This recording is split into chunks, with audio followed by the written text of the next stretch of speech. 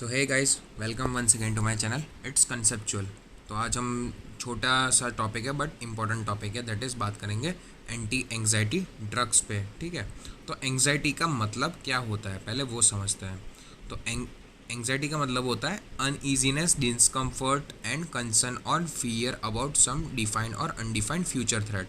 तो अनईजीनेस हो जाना या फिर डिस्कम्फर्ट फील करना या फिर कंसर्न होना, चिंता होना या फिर डरना किसी फ्यूचर थ्रेट से, दैट इज़ एंग्जाइटी। मतलब मेरी कल एग्ज़ाम है, मुझे डर लग रहा है, मुझे कल स्टेज पे परफॉर्म करना है करोड़ों लाखों लोगों के सामने, तब थोड़ा सा एंग्जाइटी या फिर डर होगा कि मुझे इसको लड़की को प्रपोज करना है। ठीक है, तो दैट वो सिचुएशन में एंग्जाइटी होगी। तो एंग्जाइटी डिसऑर्डर कौन कौन से होंगे? That are cardiac neurosis, GI neurosis हो सकती है, फिर ओसीडी, पीटीएसडी हो सकता है, एंड फोबियास। ओके, तो ओसीडी का फुल फॉर्म होता है obsessive compulsive disorders. Okay, PTSD का मतलब होता है पोस्ट ट्रॉमेटिक स्ट्रेस डिसऑर्डर।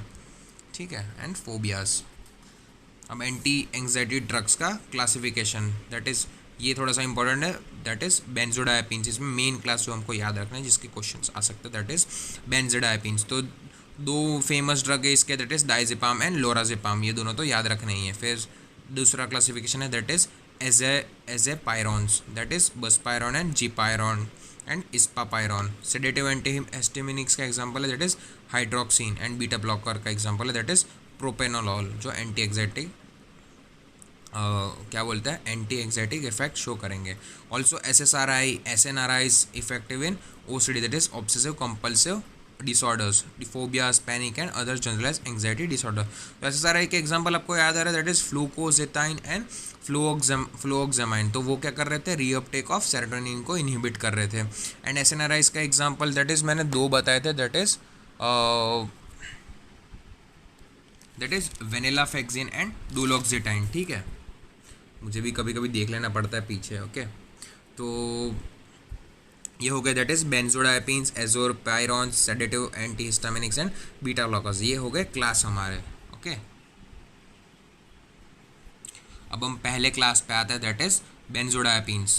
तो मैकेनिज्म ऑफ एक्शन क्या है? ठीक है, तो एंग्जाइटी में होता क्या पहले तो हमको तो वो करना है कि डिस्कम्फर्ट एंड कंसर्न होता है हमारे को। ठीक है, and about some future threat.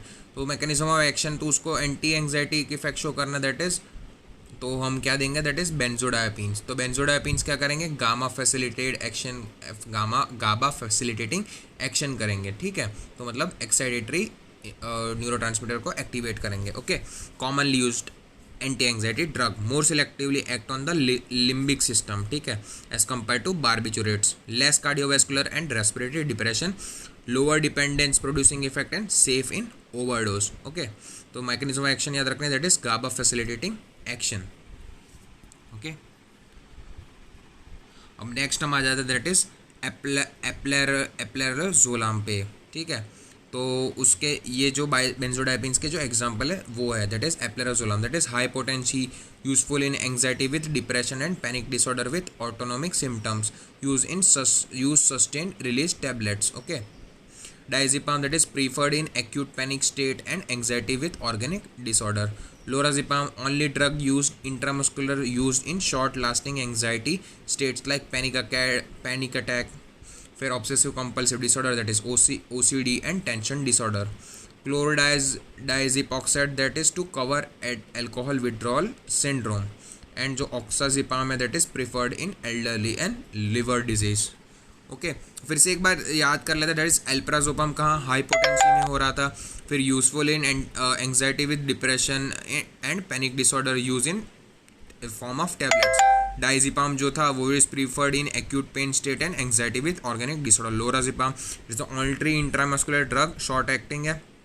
क्लोराडेपेजॉक्साइड, that is to cover alcohol withdrawal syndrome. ठीक है, and oxazepam, that is preferred in elderly and liver disease. तो हम नेक्स्ट इंपॉर्टेंट क्लास पे आ जाए, दैट इज एजापायरॉन्स पे। तो उसका एग्जांपल है दैट इज बसपायरॉन। तो एजापायरॉन्स के एग्जांपल है दैट इज बसपायरॉन। तो उसके प्रॉपर्टीज क्या है, that is no sedation of और कॉग्निटिव इम्पेयरमेंट। अब कॉग्निटिव इम्पेयरमेंट मैंने आपको बताया, दैट इज मेमोरी लॉस या फिर बॉडी का मूवमेंट प्रॉपरली मूवमेंट ना होना, या फिर थॉट्स या फिर वो जो कॉम्प्लिकेशंस होते हैं वो ढंग से नहीं कर पाते।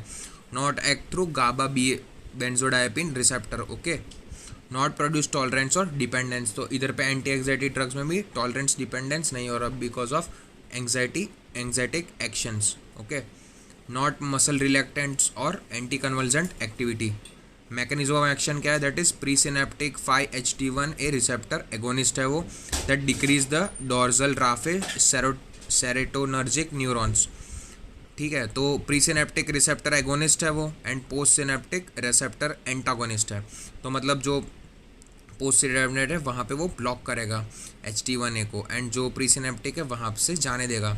Week dopamine D2 receptor blocker uses क्या होंगे, that is moderate generalize anxiety में वो यूज़ होंगे बसपायरॉन। अब नेक्स्ट क्लास ले लेते हैं, that is non selective beta blockers. उसका एग्जांपल है propranolol.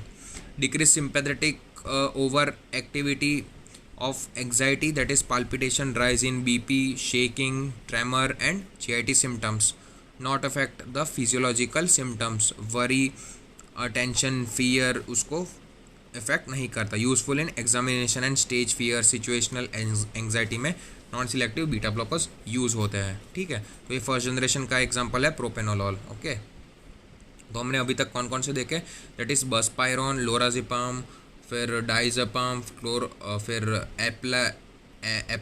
एप्लारोजोलाम, ऑक्साजेपाम and diazepam, okay.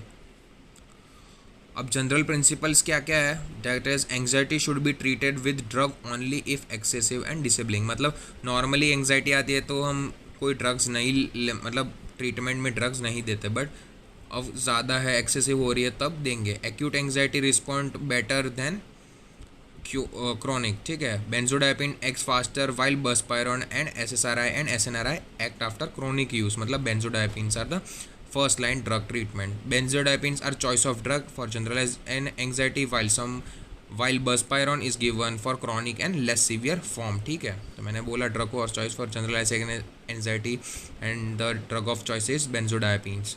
बेंजोडाइपिन्स use for acute anxiety attack, acute anxiety state like panic attack.